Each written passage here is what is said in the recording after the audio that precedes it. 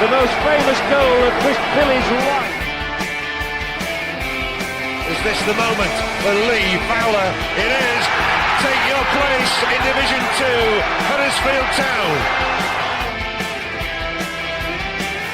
Ruby and Steve Simonson's boots now. He's missed. Steve Simonson clears the flame of the goal and collapses in a heap of tears. Huddersfield Town are promoted. Mustafa Schindler has a chance to write his name in Huddersfield Town legend. And he takes that chance!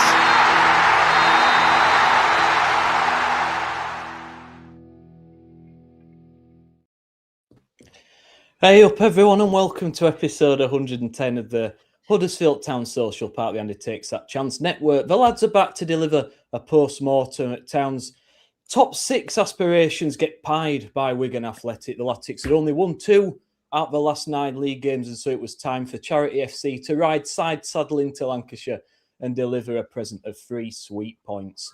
Town started all right, and the 2,000-odd Town fans were left stunned after Town had some actual efforts on goal, but a combination of last-ditch defending and substandard finishing meant that we went in all square at half-time. Still much to be positive about until that second half started. When Manning took Ryan Hardy off and replaced him with Dion Charles, you could hear the groans all the way back to West Yorkshire. Not content with that, Town decided to make the fans even more miserable by leaving a man completely unmarked at the back post, not once but twice from successive corners. The defensive efforts were as coordinated as me trying to find a taxi rank after a 12-hour session in Spoons. And with Town content with pricking about with sidewards and backwards passing for the rest of the game, the result was sadly inevitable and painfully predictable. Just the 11 defeats on the road then this season, leading us to ask, is it all over already? What can we do to turn our fortunes around away from home? And what do you think to Liam Manning? Is he any better than Lee Grant? Are we in trouble if we don't go up this season? I'll be our host, Nick Barlow, and joining me tonight will be Gaz K, Andy K, and Thomas Fairbank. Guys, welcome. Thanks for joining us tonight. It's going to be another positive podcast. Please, guys, add your comments and questions as always. It's good to see we've already got 40 watching us. It's going to be a painful one tonight, and to be honest, I'm pig sick of Town, so normally I try and be quite reserved and hold back with this, but I'm not going to be tonight because I'm just fed up, honestly. But let's be honest, guys. Wigan, 21st in the league, lost 7 out of the last 9 games. Was the writing already on the wall with Huddersfield Town coming to visit? Maybe we should have known better when we thought that Town would get a result. 3-4-2-1 formation again. No surprises there. May deployed on the left, Harness on the right. But Hardy starting down the middle brought some promise. Letson and Humphreys in the middle of the park doesn't work. We've seen it doesn't work, but we stuck with it again. Sorensen on the right, Mumba on the left. Wallace in centre defence, about as quick as me. Oh, the pitch looked dreadful, by the way. I know there's rugby on it, but it looked like some kind of Sunday League pitch on the. I mean, did any of you go, by the way? Did any of you go and watch it? Yeah, so two of you are real fans. I always moan, but I'm sensible enough not to go. But you two guys are, you two suckers went. But it looked pretty dreadful, really, to be honest. And it started pretty well. It started badly, Gaz, because we can get a one-on-one from a Murray Wallace mistake, and at that point, I'm thinking, here we go again, mate. It's Nichols does come out and smother it, but you just know, you know after the first 10 minutes what kind of game it's going to be. And yeah, we had some chances later on, but you just knew, didn't you, mate, what it was going to be? Mate, it was absolutely shite. I mean, I'm struggling to get beyond that. In fairness to Manning, I think the team he picked, with the exception probably of Ashley for Humphreys and dropping Arnes back to play alongside Ledson, he's probably not far off the team most people would have picked. But I mean, Saturday was everything I currently hate about fucking lower league football. 2 teams insisting on having 3 centre halves, passing it side to side, whilst the opposition stand and watch them 10, 15 yards away on a fucking ploughed field. I mean, just Pep Guardiola's got a lot to answer for. I'm worried about, Manning had a great start. We were getting all giddy and excited from the first 3 games, and even the 4th game where we came from 2 down to manage to pull it back. I did find a good parking spot, by the way, Jed, just the other side of the bridge where all the houses are. It was honestly, it was absolutely fucking dreadful. There's zero quality from either team. We're looking at the highest paid squad in League One, trying to. I don't know what they're trying to do on that pudding of a pitch. Why you don't just play percentages and stick it into a corner and try and turn a defence? I have no idea. They looked lightweight. They looked directionless. They looked clueless. It was just embarrassing. It was dreadful. And all right, we had some chances in the first half, and I know we hit the post, and I know we had one off the bar, but Alfie, mate, I mean, he's 5 yards out, the entire goal to aim at, and he manages to hit the only man stood on the line. I mean, where do you go with that? Allegedly the bloke's on the best part of 20 grand a week, and he can't put the ball in the net from 5 yards. But that was the highlight. I mean, after that, we reverted to type, didn't we? It was constant turnover of possession. The set plays, the corners, the delivery of the corners was dreadful. The defending of the corners was even worse. I know you're going to have a proper rant about that, I would guess, Nick. Subs were bizarre. Not just taking one striker off, but both strikers off at the same time. Like, bringing Dion Charles on. I mean, fuck me.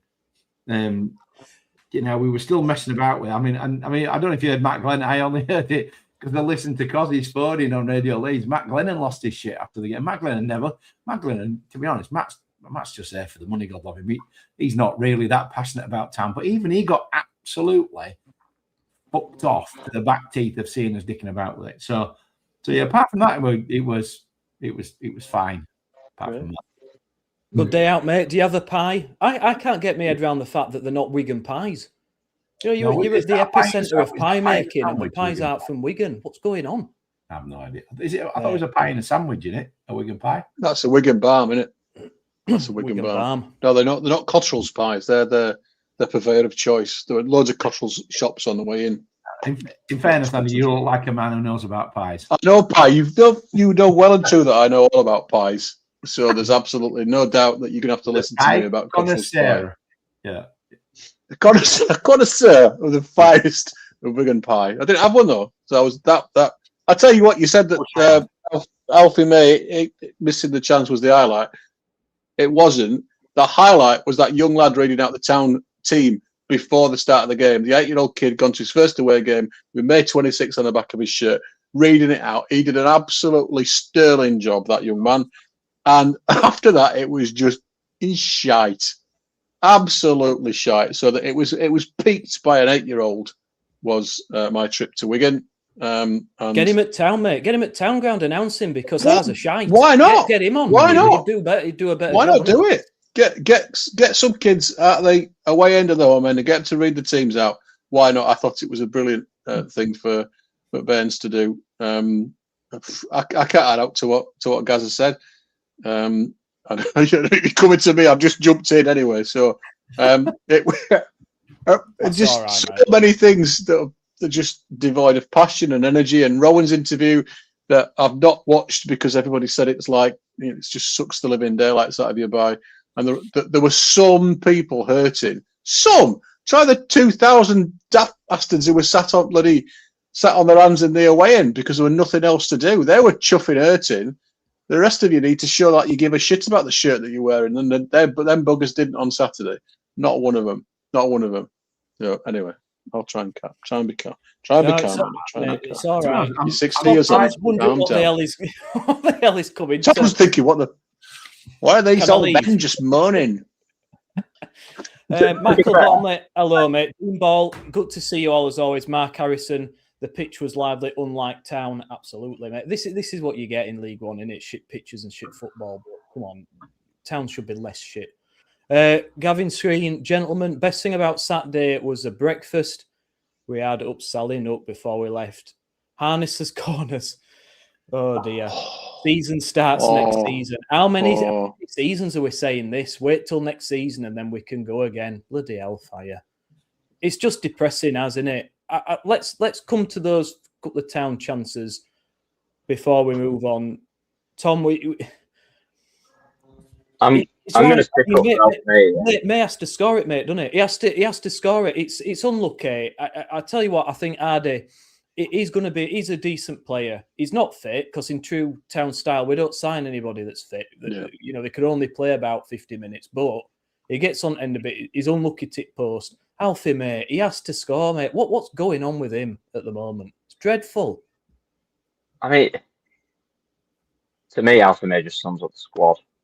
He's so unbalanced, and it's just square pegs in round holes everywhere. Like you said, it was a 3-4-2-1, whatever it is.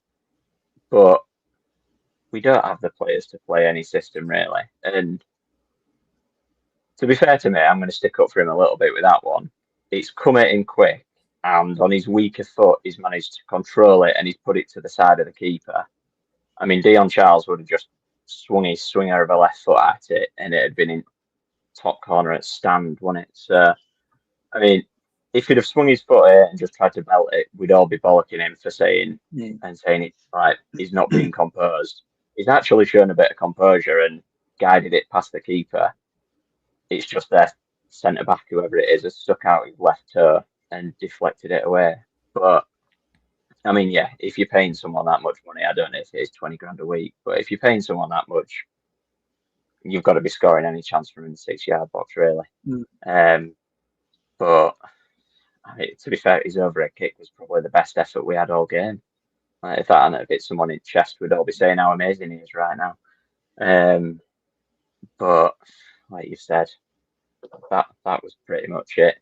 And yeah, Harness's corners. That, to be fair, that's the only note I've made. I watched it on a stream. It took me about 20 minutes to find one. And I think the first 5 things I saw was Marcus Harness trying to take a corner. And I mean, the guys doing curling in the Winter Olympics were putting more effort into swinging something than he was.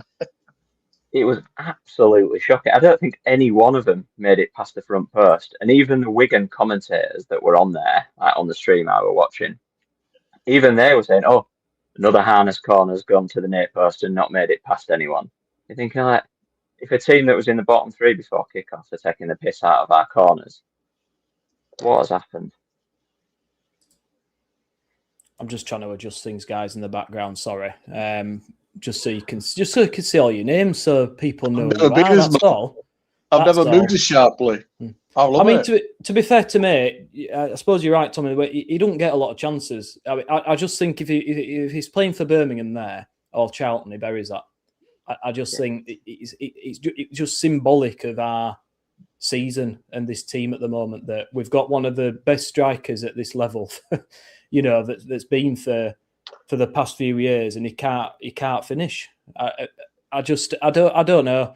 I mean, big up to Charles Breakspear, the referee, who manages to give Wigan a free kick for their player elbowing Sorensen in the penalty area. I don't know what on earth is given there, because to me that's a penalty and probably a red card. I don't really know what he saw there, but listen, I'm not going to start blaming the ref for that abject performance. Mumba has a shot off the bar, doesn't he? Deflected, Harness plays him in, he shoots, it takes a big deflection off bar. And as you said, Tom, May overhead kick, a bit unlucky with that. But after that, going at half time, Ungbo comes on, good old Ungbo. We know what he's about, we know what he offers, pacey, got a decent shot on him. And who do we bring on? Dion Charles for Ryan Ardie. And at that point, Garzande, did you think, shall we go home? Or what we're going through your head at that point, mate? When May and Ardie come off and we're trying to win a game against a side near bottom at league, what are you thinking at that moment? Well, it's a bizarre. Well, I guess we always knew Ardie wasn't going to last 90 minutes. So they either have to play him and give him 60 or not play him and give him the last 30. So they're damned if they do and damned if they don't with Ardie. But to take May off as well was just weird. Clearly he felt we needed to change something. But there were 3 or 4 or 5 or 6 or 7 or 8 other candidates before May for me. I would have, it took him forever to go from 3 at the back to 4 at the back. That took forever. Humphreys added nothing to the game. He brought, he brings on Alves and Asher. I mean, what's Alves going to do on that kind of pitch? That pitch just isn't for his game. Asher, then he plays Asher on the right when we know Asher is usually performing best on the left. So it was all, I don't know whether he was just trying to throw stuff at it, do something different and see if we got a different result. I don't really know. But, as you rightly say, when once Hardy and May went off, that was pretty much game over, really, for me. I couldn't see it. We could still be playing now, Nick, and we wouldn't have scored. Yeah. What I couldn't understand with that was Hardy was always going to come off. And I could see, in one sense, when he made the change, I could kind of see what he was trying to do, bringing Alves on. The only chance we'd created, really, in the first half was that May chance where Hardy had hit the post before. And it came from Humphreys running in behind and kind of underlapping the wing back. And May's not going to do that playing on the left. He's not going to run in behind anyone. But if we could have had success doing it, I kind of got it. But, I mean, Alves has just been invisible, hasn't he, for the last couple of weeks. But I could see what he was trying to do, trying to get someone to run in behind, stretch him a little bit. But don't take May off at the same time and just leave Dion Charles up there. And that was the mad one for me. Why make them both at the same time? It just madness. It's insane, honestly. Sorry, Andy, but that's right. I don't look. The guy tries his best, but he's not a lone striker. You could have put me there, and I would have been just as effective. He offers nothing. As soon as he comes on there, that's our goal threat gone. It's evaporated in that moment with them subs. The goal threat is completely diminished in that one move. I honestly don't know what on earth he's thinking. Don't know what he's thinking. It's not fair to Dion Charles because he can't play there. He's one of the only town players to get booed onto the pitch, like some kind of warped Schadenfreude. Fans sort of waiting till he makes a mistake and then laughing at him. It's a joke. It's an absolute joke. It's not fair to him. I don't know where Bobby Wales is. I don't know if he's hightailed it back to Swansea or what. I don't know whether he's injured or he's removed town from his Insta by all accounts. Yeah, so that's another belting signing again from Town's from Town's echelons. So I honestly, unless Bojan comes back sharpish, I think we're screwed here. We've got nothing going for it. If Ryan Hardy can't last, if he can't last more than 50 minutes, what? And we've got Dion Charles to come on. What the fuck? What is that? It for? We're doomed, aren't we? We're just doomed. It was obvious that we had to. I think on our sister show, The Driving, I think Killer had sort of talked about them. Really, we had to win the game in the first 60 minutes because obviously Hardy wasn't going to be able to last a full 90. Do you know what? I'd have taken Alfie May off because I thought he was absolutely shite. He was the worst Town player on that pitch for me on Saturday. So I understood why he took him off because he was having an absolute mare, the lad. Whether his confidence has gone, I mean, how many goals he got? 5 goals in 28 games or something like that. You'd expect him to be double figures by that with a number of games. So I could understand it, but it's the rock and the hard place thing, isn't it? You take him off, but who do you bring on? Did Dion Charles actually touch the ball in that 30 minutes when he was on? Because I don't remember it happening. And if it did, it would probably happen by accident. Whether he was trying to keep in with putting Asher on the right, because that's where he cut in and got the cross for Hardy to score. And he tried to do that pretty much early on in his time on the pitch. But Hardy was always going to go off. And I understood why he subbed May off. We shouldn't have to. Your most expensive striker, you allegedly your best player. But the lad May had an absolute mess. So I could understand it. It's just that the quality of stuff to bring on is just not there. It's almost like it's just unfair to Dion Charles now because he's so bereft of confidence and he's so lacking in capacity to be able to do what we're asking him to do. It really is almost cruelty. I'd have a look at this Sabine lad in the reserves. He looks like a big unit. All right, he scored against whoever it was they scored against in the under 21s, but he looks like he's a unit and he can run around. Wales clearly not up to it. There's clearly something gone on if he's removed any references to Huddersfield Town from his social media. That's the ultimate in thing these days, isn't it? That's the relationship status has been updated and it's complicated or something. He'll put on his Facebook account or whatever it is. There's just so many things went wrong. So it's third time on a bounce that we've gone to Wigan in February. Third time on the bounce they've handed us his backside on a plate. So I'm not going back. Never. It shouldn't have been a shock really, because the two previous away performances were so dire.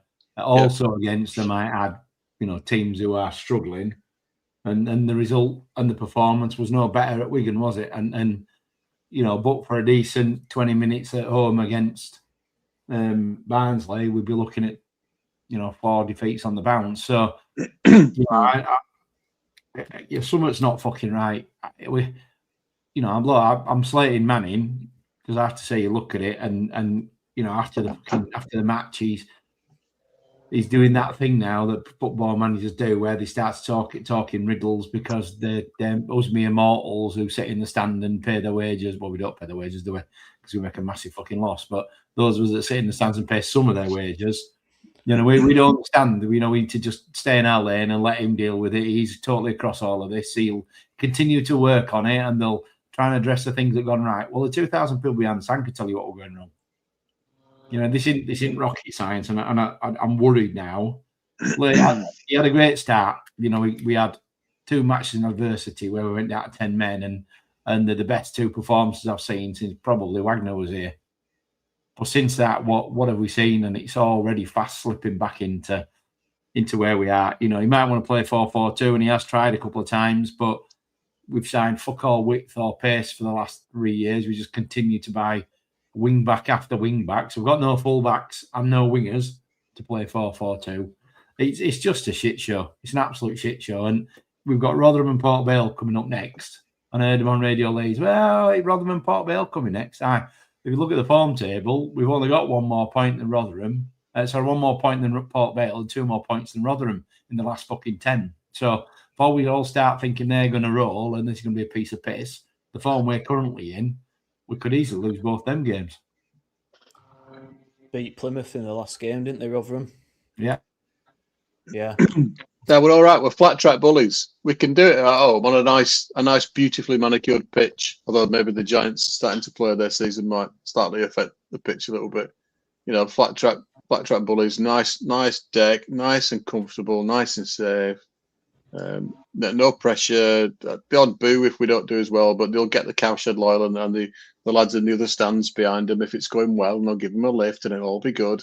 The minute this squad gets any sort of adversity, like has to go away and play on a bobbly pitch away from home against a team that's fighting for its life or fighting to get in the playoffs like Stevenage were, we fold. Now I was listening to there's what's the name of the podcast?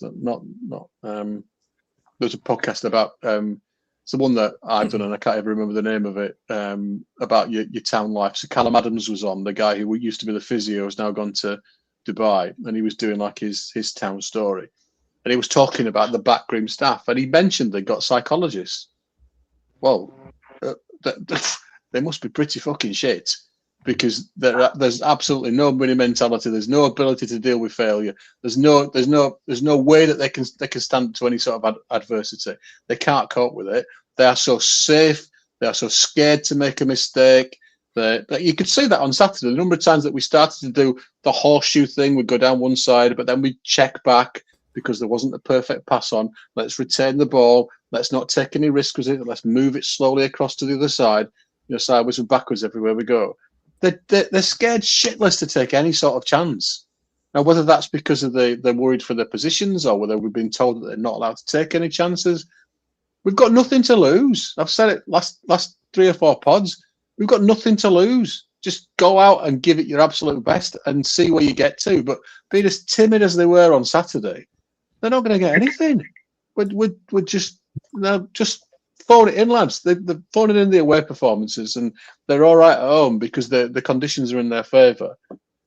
But the mental, so this club has been mentally weak for about the last 6 or 7 years, apart from that one season when we got to playoff final. Ever since then, in any other season, we have not been able to cope with adversity, and that's the key thing that he's looking at. They keep saying we've signed good lads, we've signed characters. not a single character on that pitch on Saturday. Not one of them looked up and looked around the situation and thought, right, I'm going to stand out here. I'm going to grab this. I'm going to make this mine.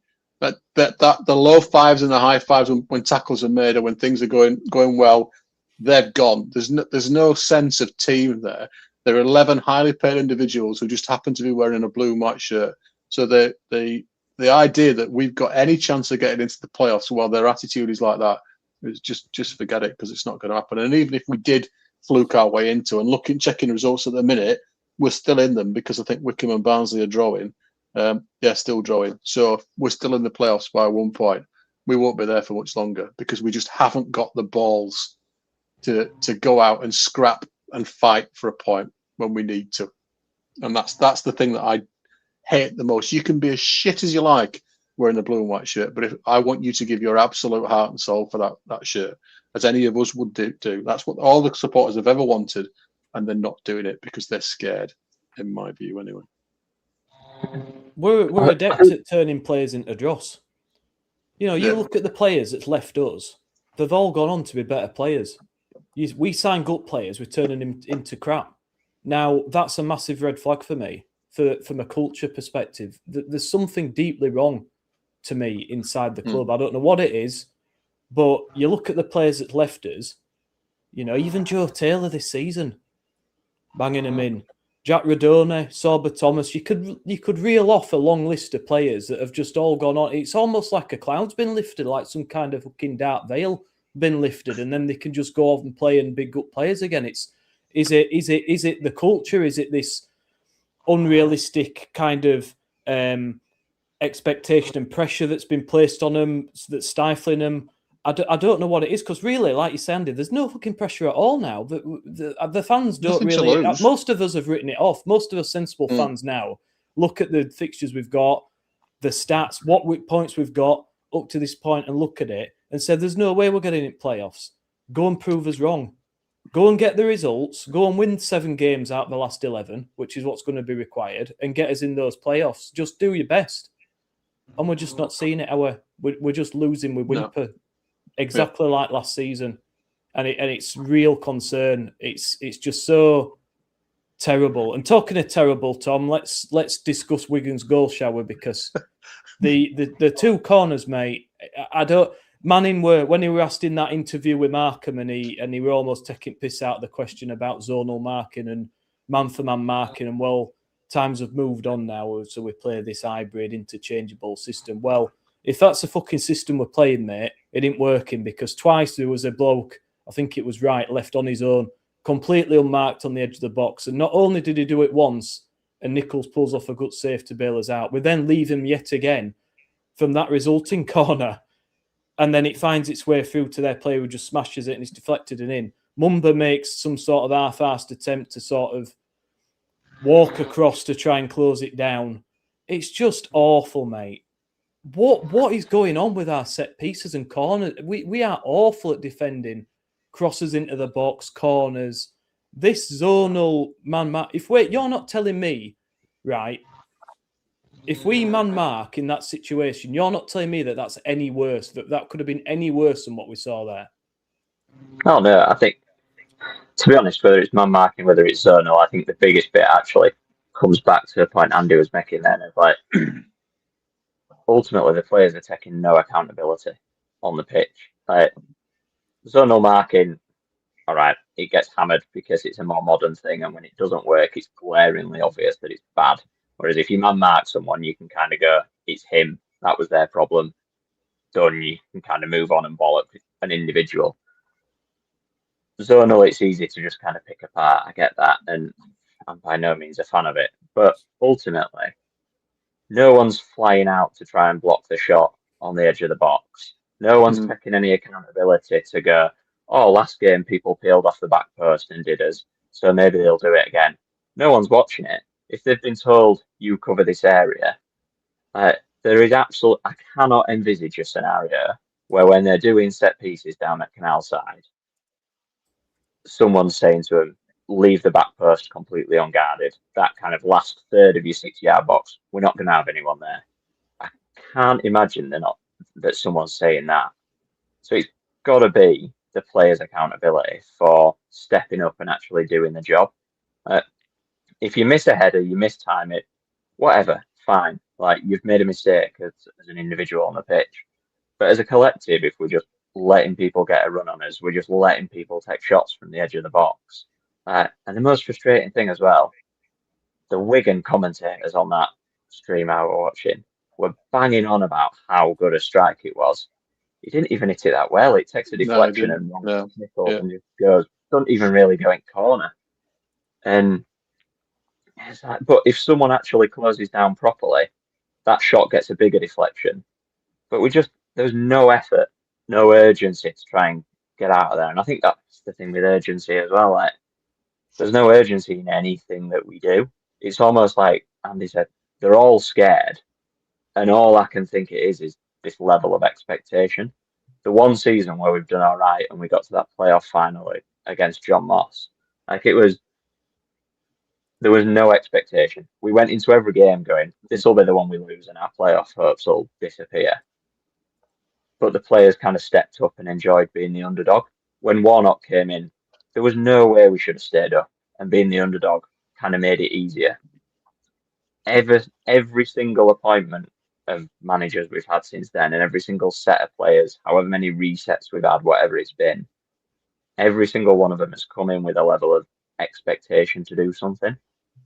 And the players just don't have the mentality to deal with it, in my view. We've got, we made a big song and dance about signing players that have come down from the Championship. Ledson doesn't have a promotion on his career. Doesn't matter what league you're in, dealing with expectation is a completely different thing to the level of football that you're playing against. If you mentally can't deal with it, you're not going to be able to do it. And I think we've only probably got Harness and May that have done it. But no one seems to know what their best role is going to be. We don't have players to play around them and help them out, and we can't just be a two-man team. To me, it all comes down to what Andy was saying, that mentality of the players. I think they're just weak. I think they're scared and they don't know what to do. They're playing in one of the biggest grounds in League One every other week, and I think they just freeze. The only two performances that have been decent, Bradford and Luton, were when we've been under the cosh and we kind of became underdogs again. They got the new manager bounce first half against Bradford, then we're under the cosh after McGuane gets sent off, and they step up because they're not expected to do anything. If we'd have lost that game to Bradford 2-1, we'd have kind of gone, it's annoying, but they put a shift in, it's all right. If we'd have lost to Luton, same thing. So it's like they had a free pass and they were fine. As soon as they don't have a free pass and there's expectation, they just can't do it. I'll tell you what I'm worried about, Tom. I think you're right with that. And I think, and I've seen a couple of things now, a couple of comments, as you say, Nick, during the fans. Well, it wasn't a fans forum. There's no fucking fans there with the Stephen Chicken forum. And also just the way he's reacted to some of these defeats. I'm worried Markham and Manning have decided if we don't go up this year, it's not their fucking fault. So it don't really matter actually this season. So I don't really matter. We were struggling anyway, and we were, if we don't go, next year will be our season. In their head, I think they're not that bothered. Honestly, I don't think there's a consequence for them if we don't get promoted, because they've got other people to blame and that blame culture doesn't help. So, was Manning brought in with a clear direction, playoffs or nothing? He clearly wasn't, was he? Because he hasn't talked about that in any great depth. So I worry also there's a bit of mentality in the senior management in the senior management pool around, well, it'll be right, we'll just go again next year. They'll be convincing themselves it was injuries. You only need to look at Lee Grant, and Lee's not here anymore, but you look at his post on LinkedIn, anybody that's seen it, I mean, the bloke's fucking deluded. If that's the level of thinking we've got in the senior management of our football club, it's no wonder we're failing miserably on the pitch, because we're convincing ourselves we're fucking brilliant. And I worry that's starting to apply now to Manning and Markham, that they think what they're doing in the circumstances is a solid job and it'll be a fine. We'll all do it again next year. But good luck selling season tickets with that kind of attitude, because they've already lost 2,000 or 3,000 last year. And I've seen a couple of comments, people saying, I'm not going on Saturday. And to quote my mate Cozzy, once you lose these people and they go off doing other things, really hard to get them back. Really hard. So yeah, I'm really struggling to pick. And I don't want to go on knee jerk, over the top, reactive. But the reality is, we've been shit all season. I mean, how we were top scorers, I don't know. We had 2 decent performances under Manning, and it's just completely revert to type. Nobody's taking responsibility. Nobody's trying to change it. Nobody's taking accountability. They're all happy to shrug the shoulders and get back on the bus and draw the 5, 8, 10, 12, 15, 20 bags a week. Piece of piss in it. Yeah, and I think Dave Harriet's with some really good points, in the comments. We've signed the wrong type of players, I think. I think we've signed some players that think they're too good for this level. Instead of signing players who, I think we mentioned it on the last episode, didn't we? You should be signing players League One, top end, even maybe some League Two, up and coming, really promising stars in League Two, but with a point to prove and room for development. Exactly like what Lincoln have done, exactly like what clubs like Stevenage do.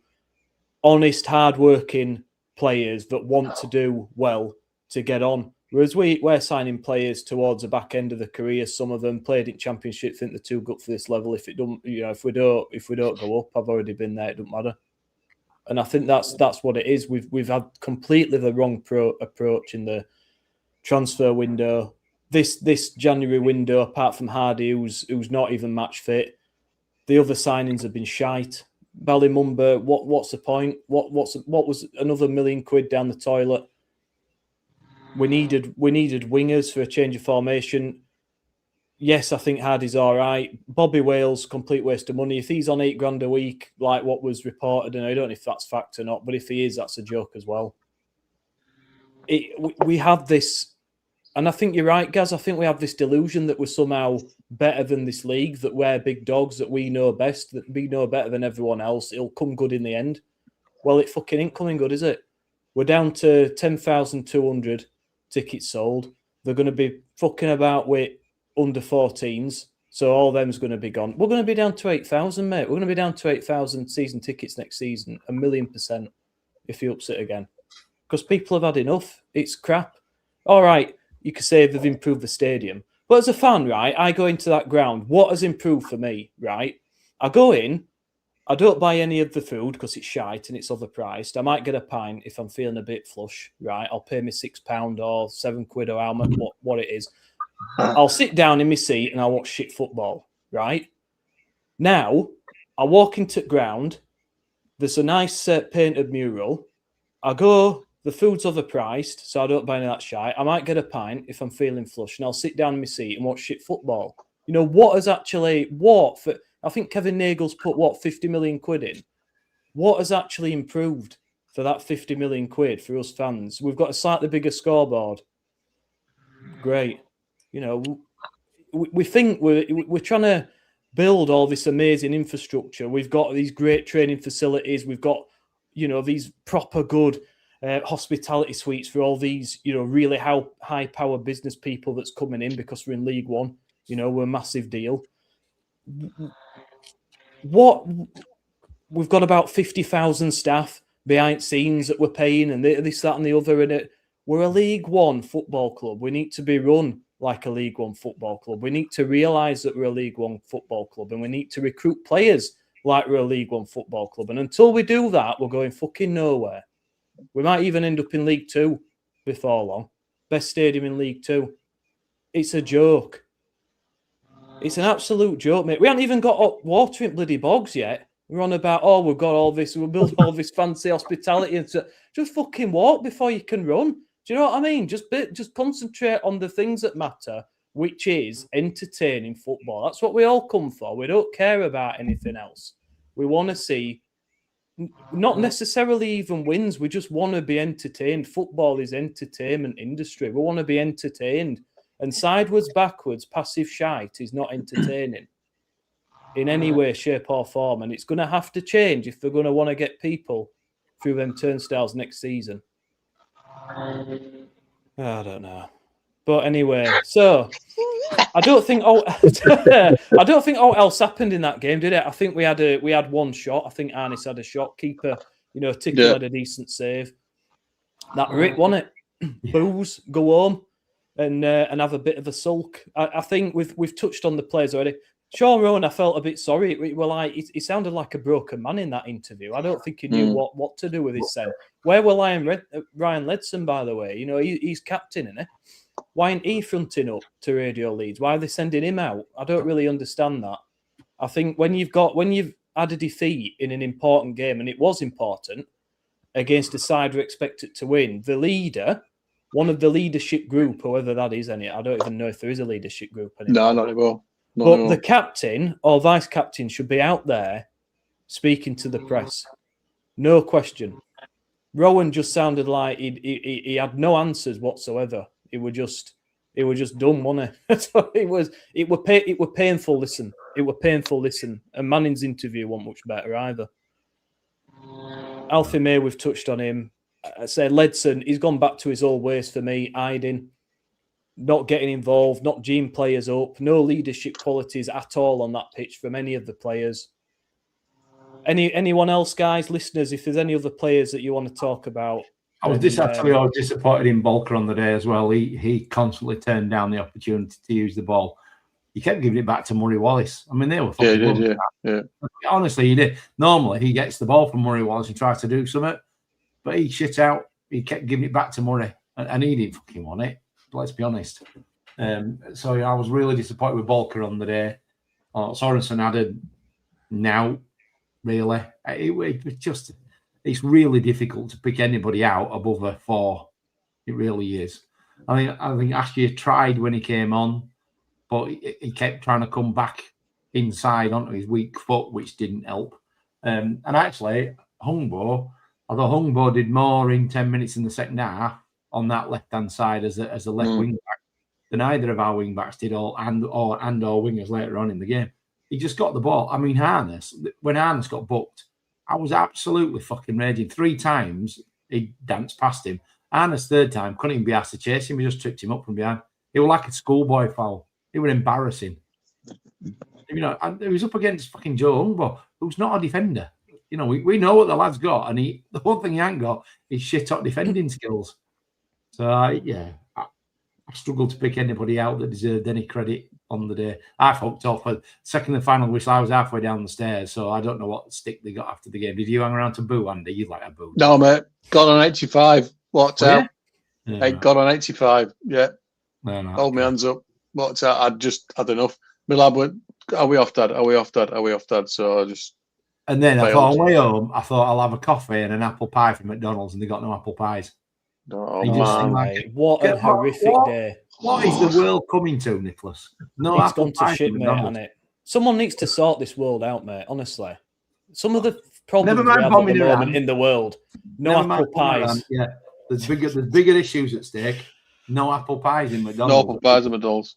But they're always harder than the sun anyway. They always burn your gob, don't they? Because imagine. You've got to leave it 10 minutes before you in your gob. So you've got metal teeth like me, mate. You can just chew through anything. There was so many of the basic. I mean, at one point we gave away a foul throw in, and then Rowan did that throw where the ball didn't actually go onto the pitch, and you're just thinking, this is your job. That you're a professional footballer. You're supposed to know which side of that white line the ball's supposed to go. It was a shambles. I think Nichols. I think it's time for Jack Anik, because Anik's distribution is better than Nichols, and if we're going to get ourselves into a game, we need to get ourselves into a position where actually, if we are trying to get the ball forward and hit Hardy, we've got to try and hit him. I don't think he found any. There was one throw out, bowled out throw that just whooped in. Went like one of my little in swingers, went like straight to a Wigan man for about 20 yards away, and that's about as near as he got to distributing it to a bloody Town player all game. It seemed to me. So not to lose. We've got to change it up. I love that. I love that. What we've come to is to fix our outfield problems. We're going to change the goalkeeper. Yeah, yeah. Proper nonsense football fan fucking logic, that, isn't it? Only fans. No wonder all these managers think we're dicks. He can't kick it into touch, man. We've got to get better at that. He tried to hit Sorensen 6 times, and every single one went over his head into touch. It was amazing. Just kick the ball better than Lee. Yeah. I understand that, Tom. You're right. Actually, that is a very fair point. But I'm still, if it's me, and it's not down to me, but if it was down to me, I'd give Czechanic a run and just see what happens. Can we get John Stead up front and all instead of Charles as an option? Because I tell you, he couldn't do any worse, could he? No. But That's only trouble. And just to confirm the points in the comments that we are now actually out of the playoffs. Yeah. Thank God. Honestly, like if Town were an horse at National, you pull curtain round, you get the gun and shoot it, wouldn't you? And put it out of its misery. Do you know what I mean? You would, because we're just a lame limping duck. Even if we got into the playoffs, how many animals are we getting involved here? We're a horse, now we're a duck. We pick an animal, stick to it. I don't know. I'm trying to think of something that's lame. One of the lamest animals you can. We're a donkey, aren't we? We're like Andy Kay. You've ever seen Andy Kay running? He looks like he needs putting down. Yeah. So it's very true. He played football with me for quite a long time, and he knows it was not an attractive sight. Yeah. I tell you what, we'd be a blobfish. That's what we'd be. Fucking blobfish. Just sits on the bottom, miserable as sin, doesn't move. Just what's the point of it? That's what we are, a blobfish. And it's honestly, if we got in playoffs, there's not one sensible Town fan that would look forward to that experiences there. There's not one Town fan that would think that we would do anything other than get mullered. Because it'd probably be it'd be Bolton, wouldn't it? Basically, it'd be Bolton. Yeah, it'd be Bolton. Yeah. Barring a miracle, I don't think they're going to catch Lincoln now. But what's the point? We're just going to get battered. No. So I think it's best we just get put out of his misery. Just write the season off and forget about it. But do we have faith in Liam Manning, guys? That's the question. Not Ryan Manning, like what I follow commentator kept calling him, Liam Manning. What do we think of him? Tom, do you have faith in this guy? Because Norwich fans were warning us that he's absolutely dog shit. He's obviously got a track record with some other clubs and he's got experience. And we did start well, but he seems to have reverted to this Grant-esque type football that is not going to resonate well with Town fans long term, is it? So, is it a case that he's just not got the players yet to work with to get the formation he wants? And he's just limping through till end of season, or do you think that this is his style? Because if it is, then I've got some concerns, to be honest. I mean, I've got a sword to fall on here, haven't I? Because I put a message in our WhatsApp group back in October, pushing Norwich to sack him so that we could chase him and do everything that we could to get him as soon as possible. So I'm going to say, yeah, he's the right man, you know. But I mean, to be fair, I think he's identified one weakness and kind of said, like, look, we don't have the right profile of player. And he can only do so much in January. So he's brought in Hardy, brought in a different type of forward. He's made it plainly obvious that if he'd have been here, he wouldn't have wanted Joe Taylor to go. I think you've got, for this season anyway, we're probably going to give him the benefit of the doubt and go, look, you've got those 2 games against Bradford and Luton, where actually the one thing that Lee Grant showed he couldn't do was set up a team when there was any kind of adversity or anything like that. Other team went down to 10 men and sat in. We couldn't break them down. We went down to 10 men and capitulated straight away. It's shown that actually he can set up a team and get the defence right. Maybe we're creating a bit less now, and his priority has obviously been working on defending. He's kind of said as much in a couple of press conferences. But for me, his hands are tied with the squad that he's got. It is such an unbalanced squad. And it seems absolutely mental to say this because we've spent so much money. But there is such a lack of creativity in there. I don't know what they were doing, but I suppose it comes back to Grant was inexperienced. We had no director of football. So what plan are you even working to in the summer when we're recruiting players? We don't have wingers, like you said, Nick, to play a 4-4-2 or a 4-3-3. We don't even have all the attacking midfielders that Grant brought in. What was it? Zephy Redmond or whatever. He Yeah, lasted yeah. all of 10 seconds. Alves, he's young and raw, so he's not going to be consistent. Harness is an attacking midfielder, but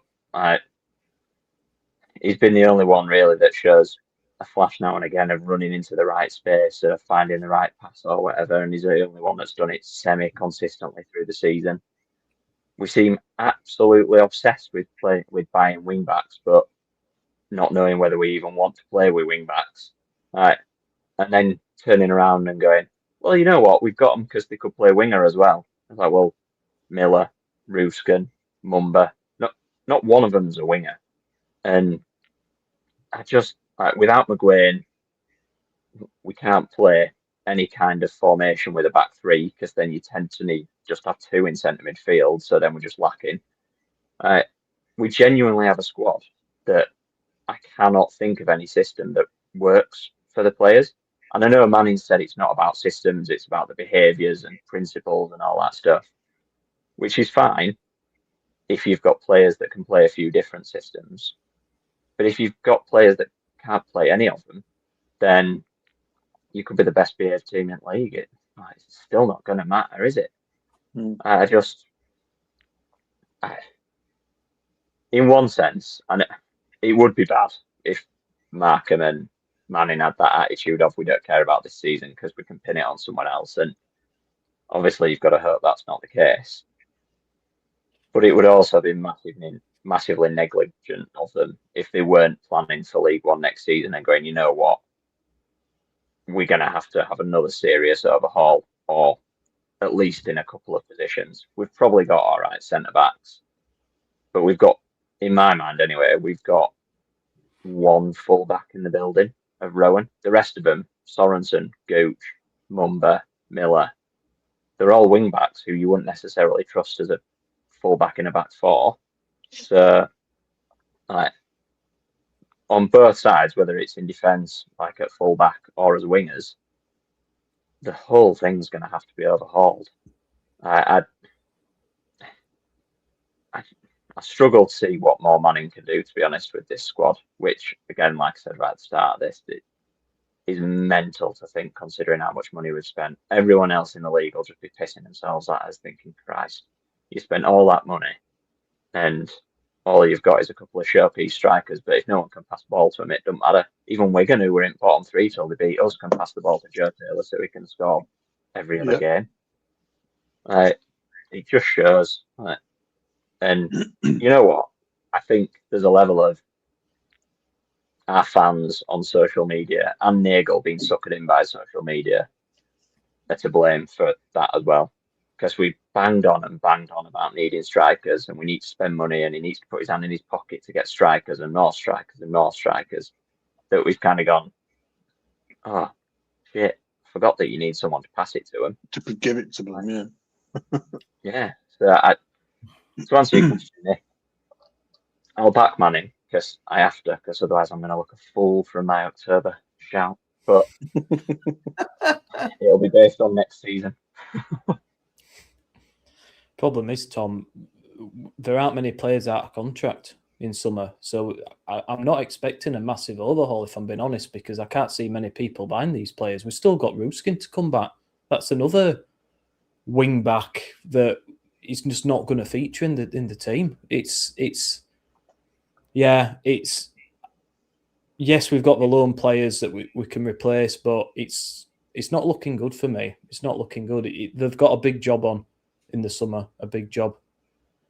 And I don't know if we've got the financial leeway this time to be able to make the wholesale changes required. Jordan's made a good point about the deep defensive line. I think the reason for that, mate, is that we're just so slow in defence. Murray Wallace, yeah, he can head the ball out, but he's like a tortoise. Do you know what I mean? So the defence can't push up, so there ends up being a big gap, and we just keep so deep that we're just inviting pressure on us all the time.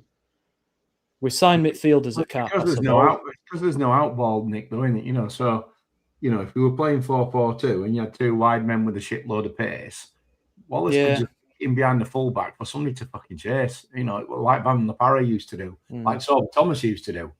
and get us 40, 50, 60 yards up the pitch, but we just don't have an out ball, and you're right about the strikers, Tom, although what they did was totally ignored the fact that we've been crying out for a strapping target man for years.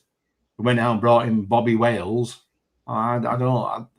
That's one I still, even at the time, I didn't know the kid, so you could only assume it was a punt. But we've been crying out for that for years. If we are gonna play with the current defense centre halves, then having a number 9 you can hit who might hold the ball up so people can get around him might work better. Yeah. So sorry, Nick. No, it's all right, mate. It's all right. It's it's tough one. Jed, yes, you should take your ticket, mate, and take half the team with you and leave them in Mongolia. Is my advice. We'll see you in Pattaya, mate. I'm going to cancel my Wembley ticket shortly. The Wembley hotel reservation. So we'll see you in Pattaya. Are we saying it's all over then, guy? Are we saying it's all over? Because I'm looking at it with 52 points from 35 games. We've dropped out at playoffs. We need, by my calculation, 7 wins out of 11. That gets us 73 points. Now, that hasn't been enough traditionally, but I think this season the points total is going to be a bit lower. The points required will be lower to get in that playoffs. I don't see us winning 6-7 games out of the next 11. Do you? Well, we've got 6 at home, right? So with our form at home, you'd think there's a chance of winning 4 or 5 of them. But one of them's against Lincoln and one of them's against Cardiff. So you can forget them 2, can't you? The other games, we'll probably win another 4 or 5 games. But when we went through the fixtures last time, you looked at it, it was already a stretch, even if we picked up 3 points at Wigan. And we haven't, have we? The only way we were going to keep the wolves from the door was by constantly winning well, and we're not doing that. Honestly, I said last week, I've finally come to accept that I honestly thought we'd make the playoffs anyway. I thought the league was so bad we couldn't avoid making the playoffs. We'd win enough games, but how fucking wrong was I? Yeah, they've managed to make me eat those words, haven't they? I think though, guys, the league is so bad that, as painful as it might be, we probably still do have a chance because nobody else seems to want to make playoffs either, other than Michael Duff and Wigan. But a couple of wins and we'd probably be 5th. I don't know. I wish it was over because it'd make the rest of the season so much easier to not care. I've just got a feeling it's not. I've resigned to it. You can call me pessimistic, you call me, whatever, but to me, I just think it's realistic. I've seen nothing. It's not even in the results, it's the manner of the results, it's the performance. I've seen nothing in the performances away from home to suggest we'll win another away game this season. I'm sure we'll get one somewhere. Hopefully, starting with Port Vale, although I'm not 100% on that, to be quite honest with you. But another bad pitch. A bad pitch, not a brilliant stadium. Team fighting for its life. I've got a ticket. You know what's happening. Know what's happening. They've taken 12 points in the last 10 games. We've taken 13. So, all this, the bottom of the league and the shot, they're fucking in as good a form as we are because you're right-handed. They're fighting for their lives, aren't they? Yeah. I'm on the fence, mate. I was going to take my 2 boys to that.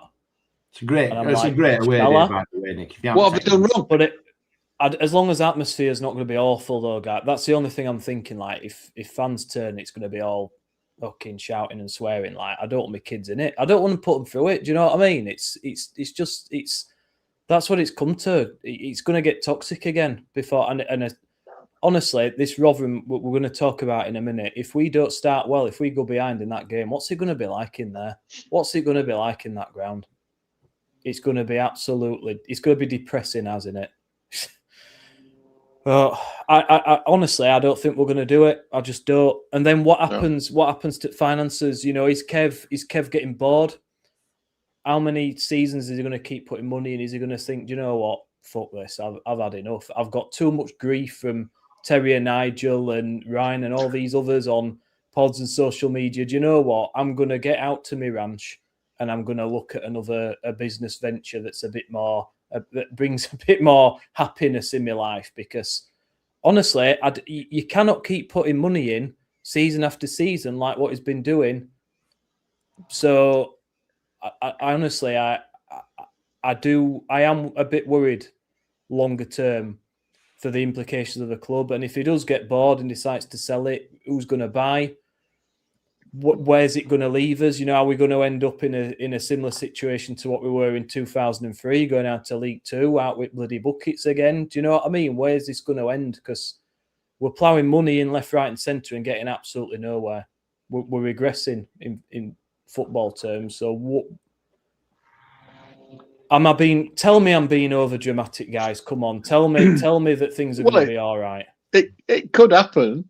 It could go the other way, but that's reliant on the footballers on the pitch being able to kick the ball into the goal, and we don't seem to be able to do that on a regular enough basis to prevent any of that happening. So I think he's got, what is it? What does it say in the video? 55 acres of possibility. Is he going to walk away from that, Kev? Yeah, and he's invested a lot of money in the stadium. What we got to show for it, a mural and still cold water in toilets. I think a lot of the money's had to be invested to bring it back to where it should have been, to be fair to him, because it had gone to rack and ruin under KSDL. So I think he's had to invest money to just get it to any sort of decent standard.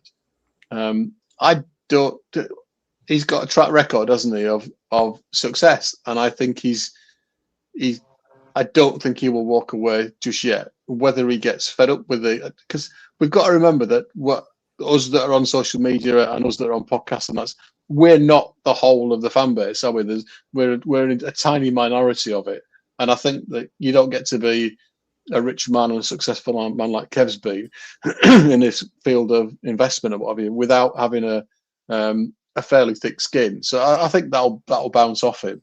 But will he start to see any return on his investment? Doubt it. So there will come a time when the chalice will pass to somebody else, the poison chalice of Huddersfield Town, and who will be willing to take it? Is it a interesting or viable opportunity to purchase? There probably will be somebody else who would want to give it a go. Probably from America. There seems to be a lot of money coming over from America. So I don't think we'll be out with the buckets again. I think he will be able to sell it. Whether he does do or not, we've still got to sort it out on the pitch first, and that's the worry. I've said in our internal WhatsApp avenue that I worry for Manning, given his previous track record of leaving clubs. Understand it, young man, career, family to look after, all that type of stuff. He gets an opportunity back in the Championship. Will he take it? If he's not connected as much as we'd like him to do to the team yet and to the club yet, then maybe he would. So it wouldn't surprise me in the slightest that we have yet another fresh face in the dugout on the first game of next season. I don't know anything. I'm not saying anything because I've got any background in town. I have nothing at all. But that's the concern for me, that we're going to have yet another fresh face because somebody will come in and give him an opportunity. But we shall see. Another Austrian Q&A, Andy, to get to know him. Ask him, drunk as a skunk again. Why Huddersfield? Why now? Yeah, we'll do some of that. It's no one else that others. Yeah, the Nagel thing. What he has done by securing the stadium, he's added value to the club as an entity, because the value of our playing squad's gone down the toilet. So the club had no assets at all before. Now at least it has an asset. So if he decides to sell it, it probably would just mean him make less of a loss. Less of a loss on it now than he would have before. I mean, I don't know if anybody watched that video with that Sacramento nutter on who insisted on calling Carmichael Dave Glenn. It's just quite amusing. I know he was proper on one. This thing about, well, it's all about real estate. That bloke's clearly never been to Huddersfield and gone down fucking Leeds Road. If he thinks 55 acres of Leeds Road is prime real estate. They all fucking contaminated from ICI, mate. That land. Yeah. But, there is value in that, and hopefully then I don't think he's looking at Leeds Road thinking of building another Eldorado Hills. I don't think that's what his thought is. But there must be there is value in it, and there is ways to add value to the club. I mean, the reality is, I think he thought he'd get us up to the Premier League and sell us. I'm fairly sure when he bought it, we'd missed out on the playoffs the year before. Dean will have been saying, all you need is the right manager, mate. And Luton were in there or thereabouts. There was evidence at that time where underperforming championships team, it was a regular thing. So I think he got sold a bit of a putt. But I don't think he's going in. I'm with you, Andy. A bloke of that level, you don't get to where you are without having a thick skin and being able to pick and choose who you do and don't listen to. And to be honest, I think he half enjoys it. I think he half enjoys the sport of winding people up on social media, knowing they're going to be sat frothing in their mum's bedroom in the Thomas the Tank Engine pajamas, bashing him out a reply. I think he quite likes it. You know what I mean? So, what an image! Yeah. Well, and that's just Andy. So imagine what the others are like. Yeah. They're down here. Wickham have won, by the way. Wickham have won and are in the playoffs. I don't think he's going anywhere. One thing I will say, though, the bloke's in his late 70s, is he? Something like that. He's certainly in his 70s, isn't he? He's not going to be around forever either. So, if something happened to him, are his family going to be red hot to keep pumping multi-millions into Huddersfield Town? My guess is not. So, we've also got that. Yeah. He looks healthy. He looks in a better state than me and you, Andy. And he's 20 years older than me. So, he probably lasts a bit longer than me. Yeah. What you would say, mate? Yeah. So I don't think he's going anywhere just yet, Nick. But I think, another couple of years of this, he's going to start questioning his sanity. So I think for his sake, he needs some success and quick. And I guess the question is, will Jake Edwards, Chris Markham, and Ryan Mannion, as the Wigan commentator likes to call him, are they going to bring it? Yeah. We shall see.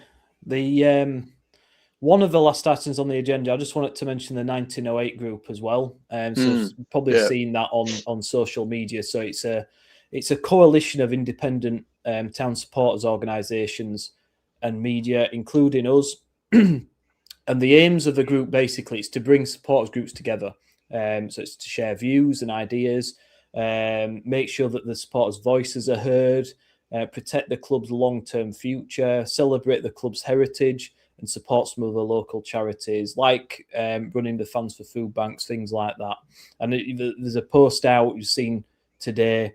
The group visited London to pay respects to Herbert Chapman, and they brought a wreath and a scarf down. So it was just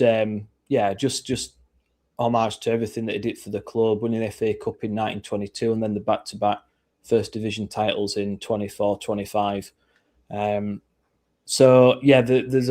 group's down to do a lot of good things. Keep an eye out on social media. There'll be posts out about all the things that the group's doing. But yeah, it's formed from all different organisations, including us. So I just thought I'd get that out there. Just keep an eye out for that on all the usual social media channels. So CW's not looking forward to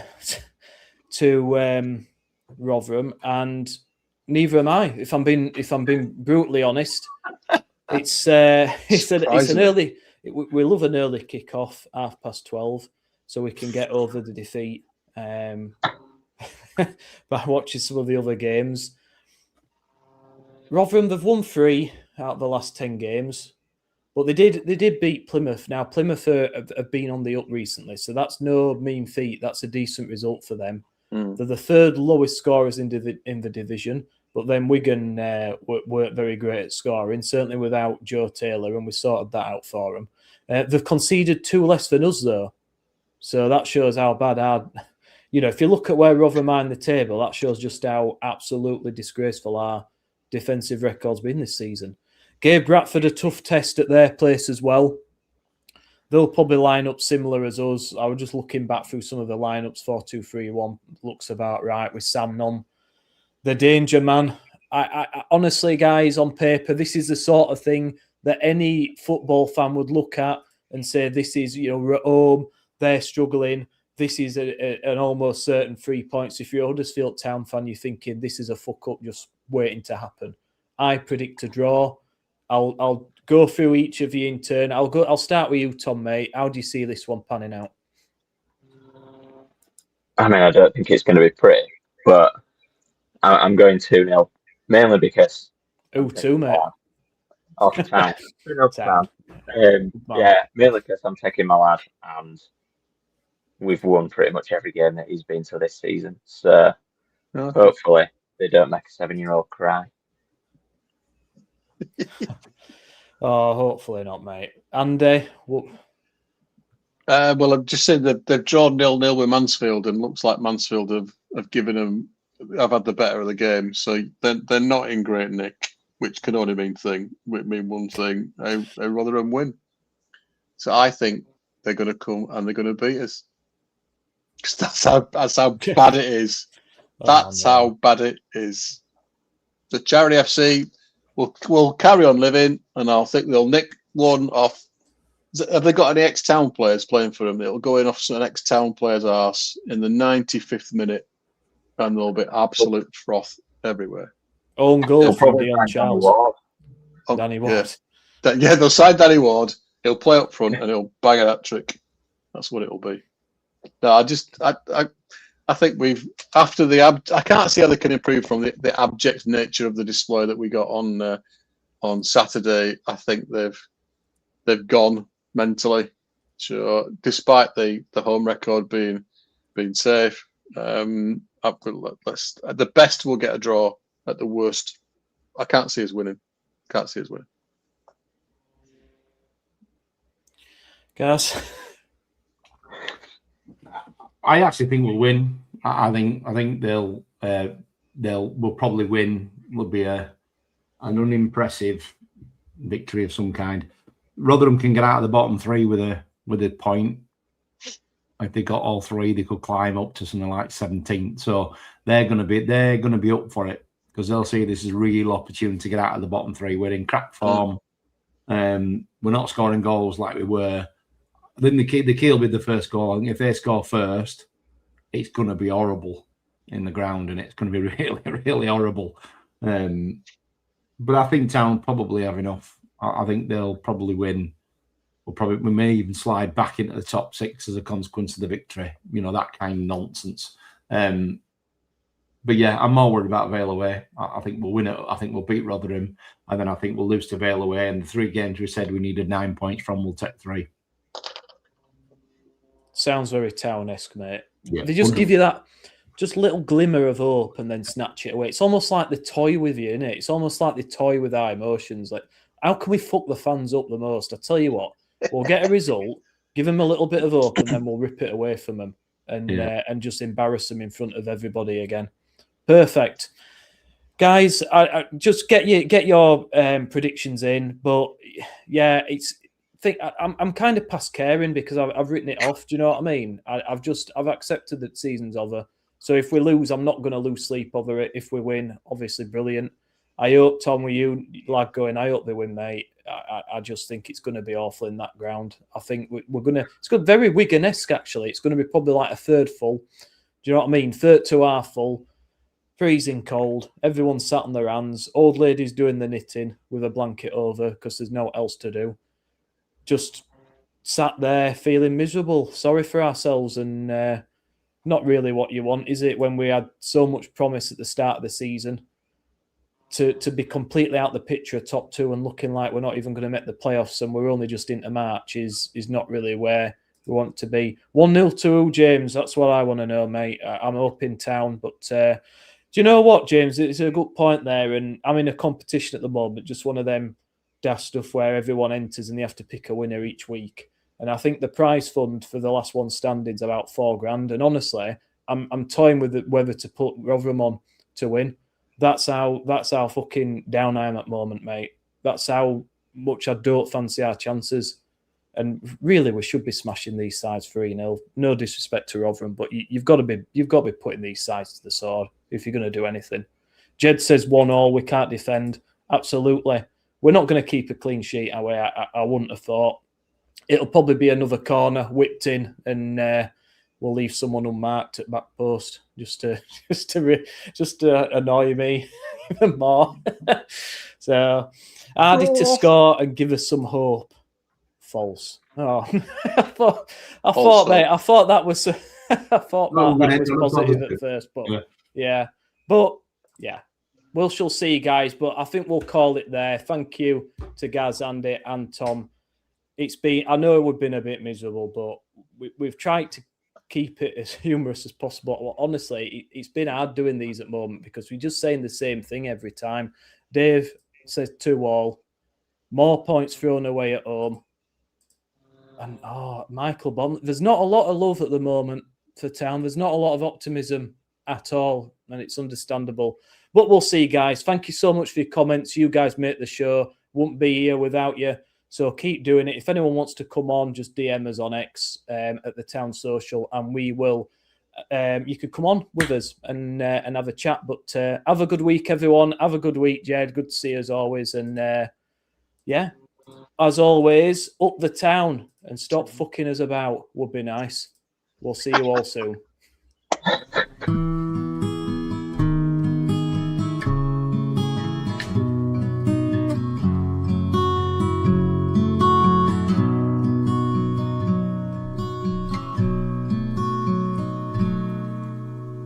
There's a team